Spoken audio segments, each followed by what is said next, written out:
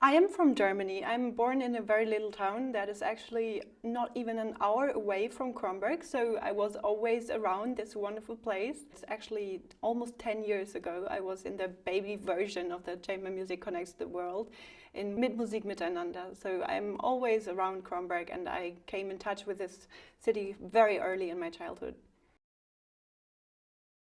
It was always only violin. Also, when I had to learn piano for the entrance exam, it was not really a good thing for me. I mean, like the basics are fine, but the violin is just my instrument because I always also had a problem with the piano being so um, from from down up, you know what I mean? Like, it's always like a bit like percussion. You're just hitting something and then there comes a note, or maybe not. And I always loved how the violin produces its sound singing, in a singing way. The first thing coming to my mind when I think back to Kronberg is how incredibly lucky I was to be here at such a young age, because it totally changed my mind. I don't say I wasn't open-minded before, but coming here, it's such a crazy place, such an international, great place where I met so many interesting, great people and also friends. The luckiest thing here is really that I met my wonderful teacher, Antje Weithaas, which I'm still studying with. And yeah, Kronberg is just a great place where I think every young musician must have been at least once in their lifetime. I must say I see my responsibility mostly towards really the music. For me, the greatest goal in music is to be humble. I also have kind of a problem with people who are exposing themselves on stage, because I think that I'm just kind of a medium between the composer, or let's say the music, which is written by the composer, and the audience. So I think really my responsibility is to describe exactly what the composer wanted to the audience and make it hearable for them, and visible also, but not too much visible.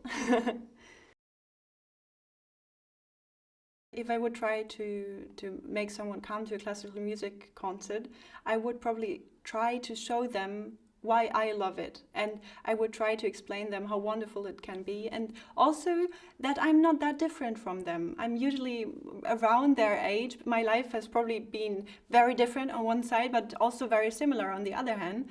So I would really try to convince them, you see, I'm not so different than you, and just come with me and listen to this wonderful music. I think the difference between normal people and me, or other musicians of course as well, is probably that they don't have this close relationship to their own feelings and to emotions, because we learn this, if we have a good teacher, from the beginning on, that it's the most important thing to really show your own emotions and not fake something on stage. And I think nowadays everyone my age and even younger and older has to be kind of perfect and not show emotions, and I think that's probably the biggest difference, that I have really from the beginning on been showing my emotions and therefore have a very close relationship to them.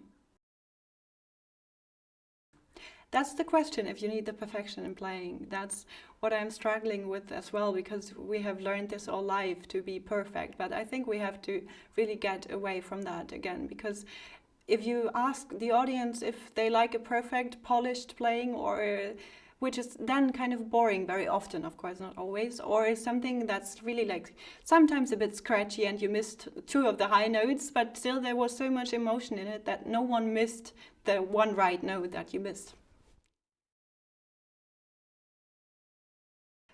I still only listen to classical music, I have to say, unless I'm like with my friends outside in a park in Berlin. Of course, I don't put like, I don't know, Wagner operas on, that's quite obvious. But if I choose the music when I'm alone or with a couple of friends, I would always choose classical music. I'm really that kind of a nerd. When you listen to classical music properly once, I think you cannot go back to this other music. At least I can't. Of course, I'm also not like a professional in pop music or in jazz. Of course, in jazz there's a lot to find, probably also in pop or other music. But I must say I don't want to go there when I come from classical music, because it has so much to feel, to show, to see. And also, whenever I hear a piece for like the 1000th time, I still discover new things, and I think that really cannot happen to you with a pop song. Or maybe I haven't heard it yet. I would say probably very honest, because it also contains that I'm very straightforward, which is not always great, but usually it is good. I have a slight temper as well, so that's part of the honesty as well. I am very enthusiastic for many things. I think if I find something interesting, I can really spend lots of my time into it.